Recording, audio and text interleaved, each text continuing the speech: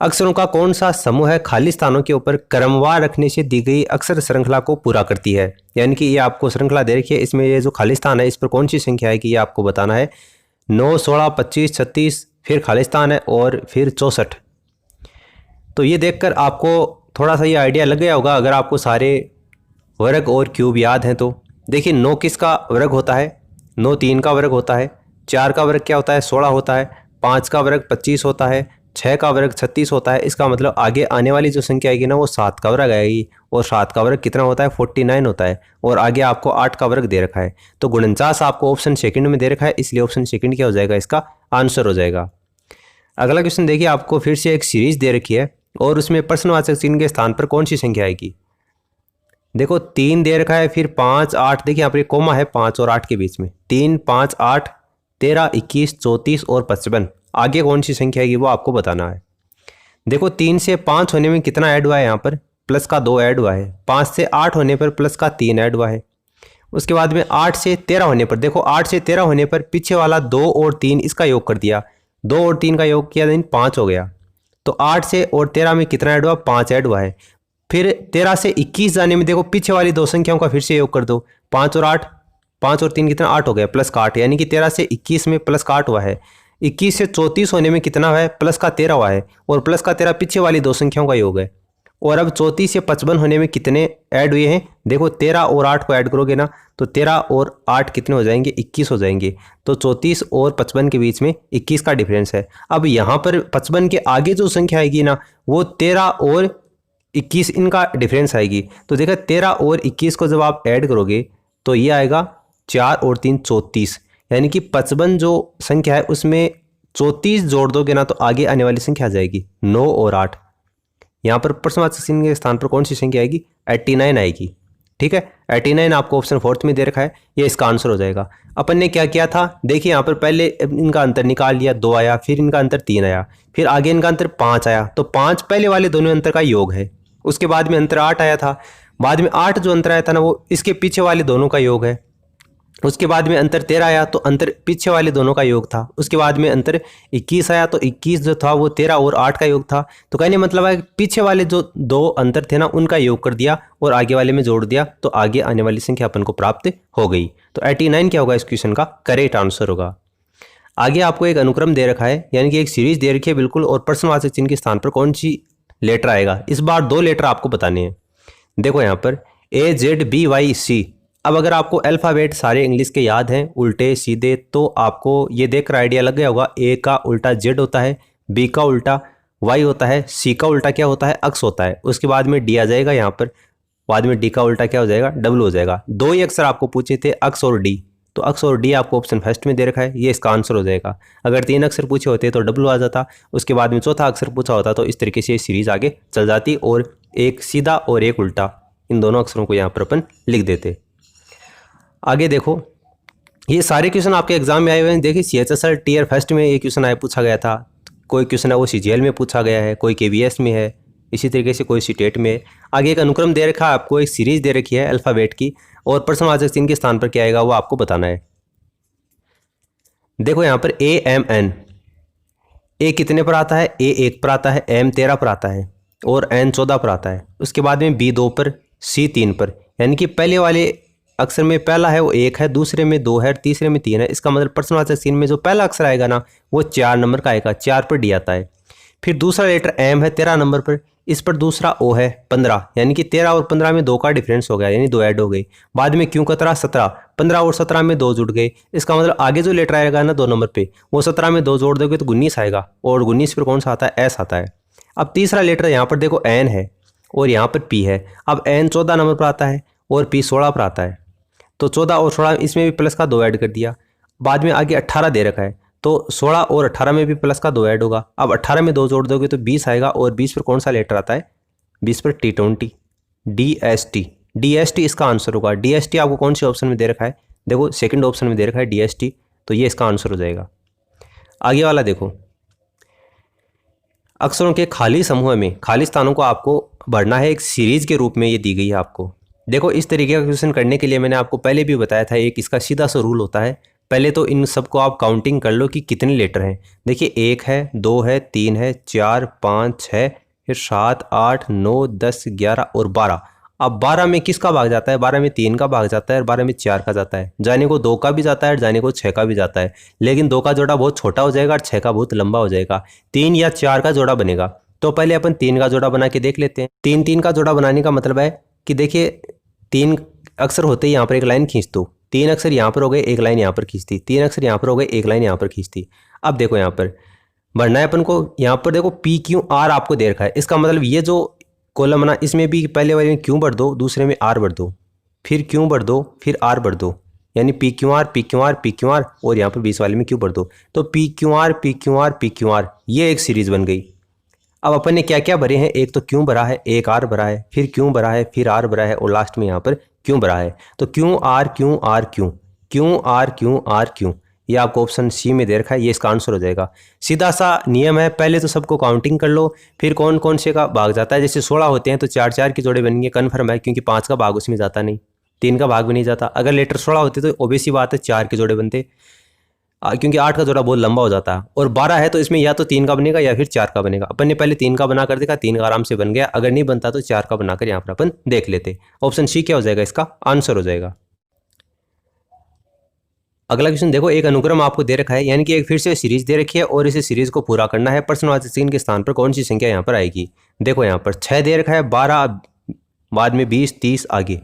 तो 6 से 12 होने में प्लस का 6 ऐड हुआ है, उसके बाद में प्लस का 8 ऐड हुआ है, बाद में प्लस का 10 ऐड हुआ है, यानी कि 6, 8, 10, अब आगे प्लस का 12 ऐड होगा। तो 30 में 12 ऐड करोगे कितना आएगा? 42 आएगा। ठीक है, 42 आपको ऑप्शन सी में दे रखा है, तो ऑप्शन सी क्या हो जाएगा? इसका आंसर हो जाएगा। बाद में अगला क्वेश्चन CHSL टीयर फर्स्ट में आया हुआ है 16 नवंबर को। यह फ्रेगमेंट नाम का एक शब्द दे रखा है और आपको बताना है कि कौन सा शब्द इससे नहीं बनाया जा सकता फ्रेगमेंट से। देखो RAGE दे रखा है, तो RAGE ये तो बनता है, TEAR भी बनता है, देखो TEAR ये भी बनता है। उसके बाद में MEAN, तो MEAN ये भी बनता है। RACE, देखो C अपने यहाँ पर नहीं है, फ्रेगमेंट के अंतर्गत C कहीं पर भी आपको नहीं दे रखा है, तो ये C नहीं दे रखा है। इसका मतलब ये जो शब्द है RACE, ये फ्रेगमेंट का प्रयोग करके नहीं बनाया जा सकता। आगे वाला क्वेश्चन देखो, निम्नलिखित विकल्पों में से कौन सा विकल्प नीचे दिए गए शब्दों का सार्थक क्रम दर्शाता है? देखो 5 आपको शब्द दे रखे हैं और नीचे कूट दे रखे हैं, उसके बाद में कौन सा पहले आएगा, उसके बाद में कौन सा आएगा, उसके बाद में कौन सा आएगा, ये आपको बताना है। 4 कूट दे रखे हैं इस तरीके से और 5 आपको शब्द दे रखे हैं। देखो बीमार, चिकित्सक, निदान, इलाज और स्वास्थ्य लाभ। तो इन सब में सबसे पहले क्या होता है? व्यक्ति सिक होता है। सबसे पहले व्यक्ति सिक यानी कि बीमार होता है, ठीक है। उसके बाद में डॉक्टर की ज़रूरत होती है, यानी कि चिकित्सक की ज़रूरत होती है, यानी कि पहले तो 3, उसके बाद में 2, उसके बाद में डॉक्टर उसको डायग्नोस करता है, यानी कि उसका निदान करता है, तो उसके बाद में 1, उसके बाद में और इसका ट्रीटमेंट करता है, यानी कि उसका इलाज करता है, तो ये 4। उसके बाद में वो क्या करता है? रिकवरी करता है, यानी कि स्वास्थ्य का उसको लाभ होता है, तो बाद में 5। तो 3, 2, 1, 4, 5 इस तरीके से ये प्रक्रिया है, ये जो क्रम है वो चलता है 3, 2, 1, 4, 5। यानी सबसे पहले बीमार, उसके बाद में चिकित्सक, उसके बाद में निदान, उसके बाद में इलाज, उसके बाद में स्वास्थ्य लाभ। 3, 2, 1, 4, 5 आपको कौन से ऑप्शन में दे रखा है देख लो। 3, 2, 1, 4, 5 ऑप्शन 4 है, ये इसका आंसर हो जाएगा। फिर देखो नीचे A बराबर फर्स्ट 1 दे रखा है आपको, BAD बराबर 7 दे रखा है, उसके बाद में HAT का मान देखो। A 1 नंबर पर आता है, आपको पता है 4, 1, 5 और 6, 7, तो इसका जोड़ 7 होता है। इसका मतलब H है वो 8 नंबर पर आता है, A 1 नंबर पर आता है और T 20 नंबर पर आता है। तो 8, 1, 9 और 20, 29 यानी कि 29 हो गया। 29 आपको ऑप्शन 4 में दे रखा है, ये इसका आंसर हो जाएगा। उसके बाद में देखो सिग्नेचर का प्रयोग करके कौन सा शब्द नहीं बनाया जा सकता, वो आपको बताना है। थोड़ी देर पहले अपने रेस जो शब्द बनाया था ना, उस तरीके से सिग्नेचर में कौन सा शब्द नहीं बनेगा वो बताओ। देखो GAIN, तो यहाँ पर G दे रखा है, A दे रखा है, I दे रखा है, N दे रखा है, ये बन जाएगा। नेचर, तो नेचर भी इसके अंतर्गत बन जाएगा, नेचर भी दे रखा है। GATE, तो GATE भी आपको दे रखा है। SIGST, देखो SIGST को देखो आप, SIGH यहाँ पर नहीं है, T तो है लेकिन H सिग्नेचर के अंतर्गत H नहीं आता, तो SIGST ये शब्द इसका प्रयोग करके नहीं बनेगा। ऑप्शन डी इसका आंसर हो जाएगा। श्रृंखला में लुप्त संख्या इस बार आपको बतानी है। 2, 7, 14, 23 और 34, आगे कौन सी संख्या आएगी। उसके बाद 7 से 14 है तो प्लस का 7 ऐड कर दिया, बाद में ये प्लस का 9 ऐड कर दिया, उसके बाद में प्लस का 11 ऐड कर दिया। अब देखो 5, 7, 9, 11, यानी कि इस बार प्लस का कितना ऐड करेंगे अपन, 13। तो 34 के अंतर्गत 13 ऐड करोगे, 4, 3, 7 हो गया, 3 और 1 4 हो गया, 47 आ गया। 47 प्रश्नवाचक चिन्ह के स्थान पर आ जाएगा। और 47 आपको कौन से ऑप्शन में दे रखा है, फर्स्ट ऑप्शन में दे रखा है, ये इसका आंसर हो जाएगा। आगे देखो CGL टीयर फर्स्ट में एक क्वेश्चन आया हुआ है 3 सितंबर को, 1, 8, 27, 64, 125, 216, आगे आपको बताना है। अगर आपको सारे क्यूब और सारे जो स्क्वायर याद हैं तो ये क्वेश्चन आपको देखते ही आपको पता चल जाएगा कि 1 है वो 1 का क्यूब होता है, 2 8 है वो 2 का क्यूब होता है, 27 3 का क्यूब होता है, 64 होता है वो 4 का क्यूब होता है, 125 5 का क्यूब होता है, 216 6 का क्यूब होता है। इसका मतलब आगे 7 का क्यूब आएगा। अब 7 का क्यूब कितना होता है ये आपको याद होना चाहिए, वरना याद नहीं होगा तो आप इसको ऐसे करोगे, 7 7 49 करोगे, फिर 49 को 7 से मल्टीप्लाई करोगे तो कितना आएगा, 343 आएगा।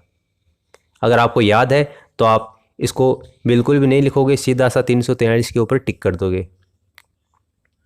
देखो फिर से आपको प्रश्नवाचक चिन्ह के स्थान पर कौन सा नंबर ऐसा आएगा जो कि इस श्रृंखला को पूरा करता है। 1.5 दे रखा है, 2.3 दे रखा है, 3.1 दे रखा है और 3.9 दे रखा है। इस बार पॉइंटों में आ गया।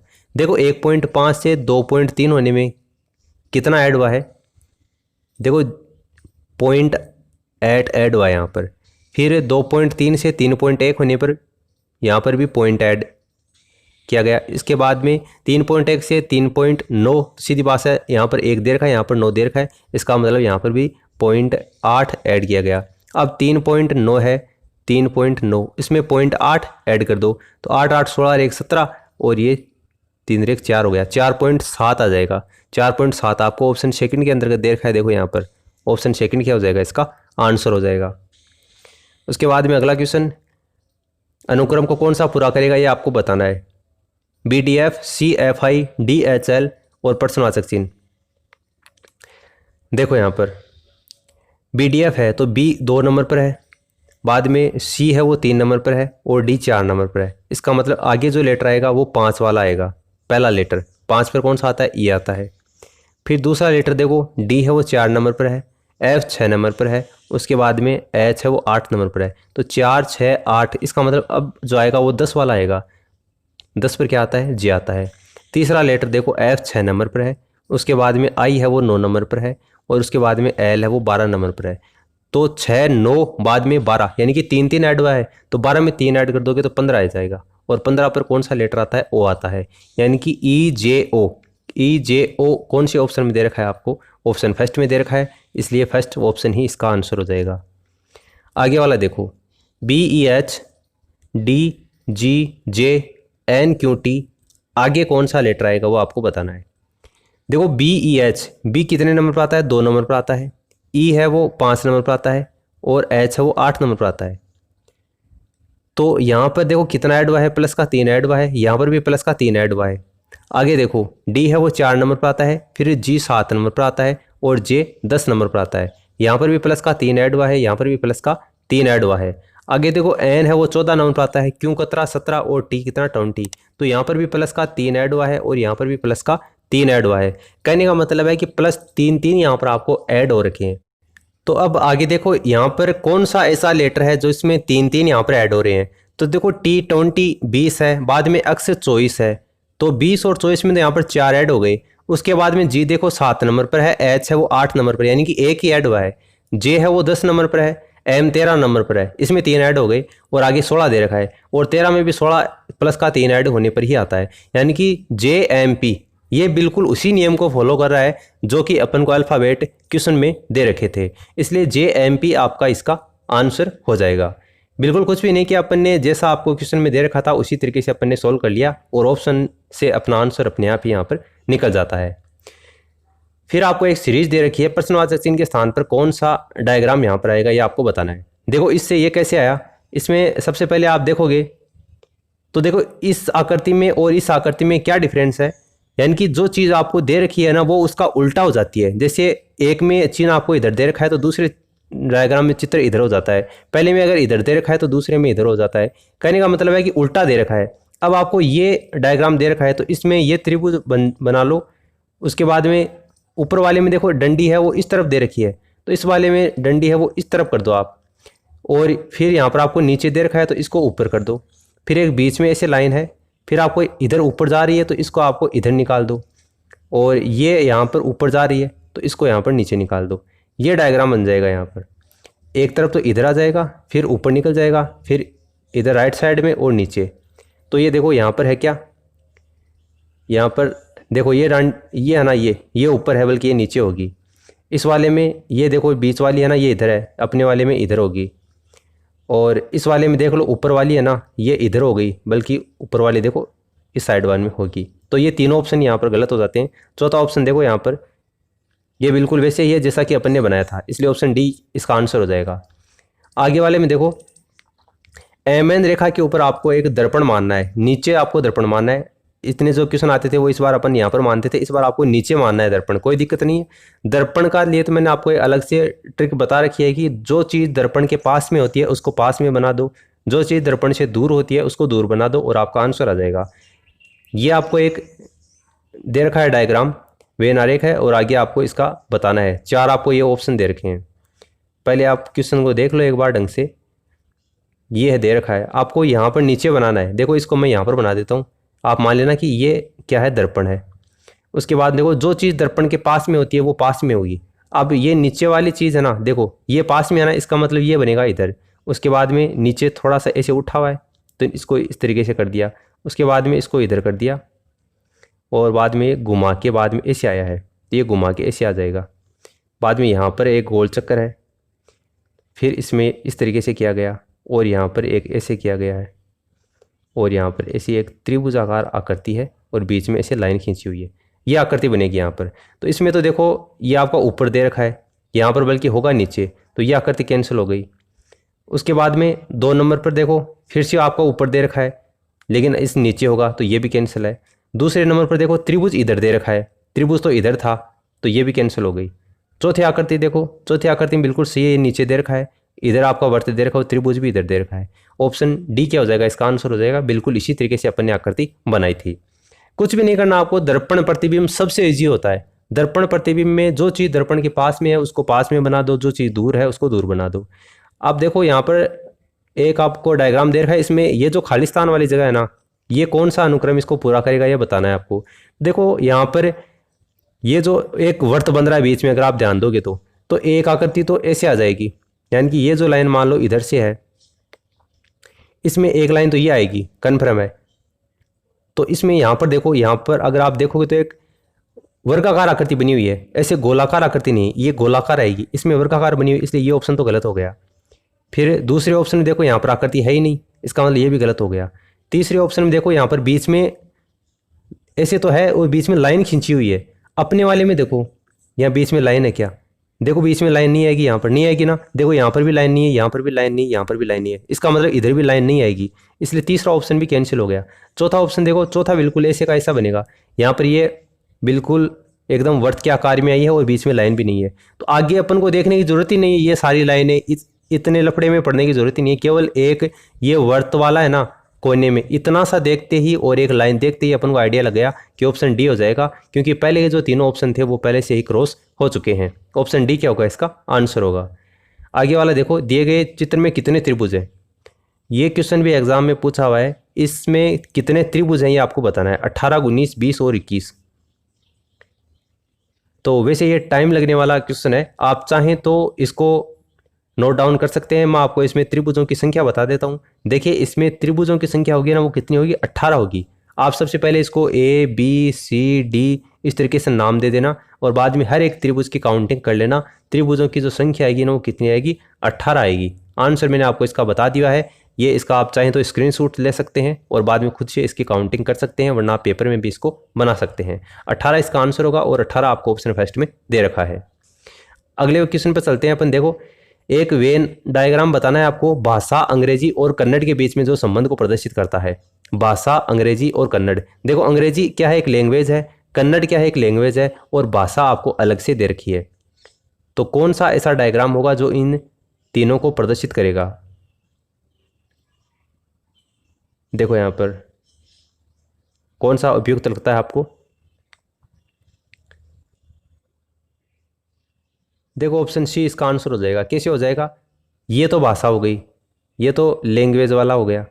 अब आपको पता है कि कन्नड़ भी एक भाषा है और ये अंग्रेजी भी एक भाषा है, तो ये तो कन्नड़ हो गई और उसके बाद में ये इंग्लिश हो गई आपकी, यानी ये दोनों ही भाषाएं, इसलिए ये दोनों किस में आ जाएंगे? भाषा वाले में आ जाएंगे। ऑप्शन सी क्या हो जाएगा? इसका आंसर हो जाएगा। उम्मीद है आपको इस वीडियो से कुछ ना कुछ नया ही जानने को मिला होगा, सीखने को मिला होगा। This is the complete analysis of the video and thanks for listening. God bless you all.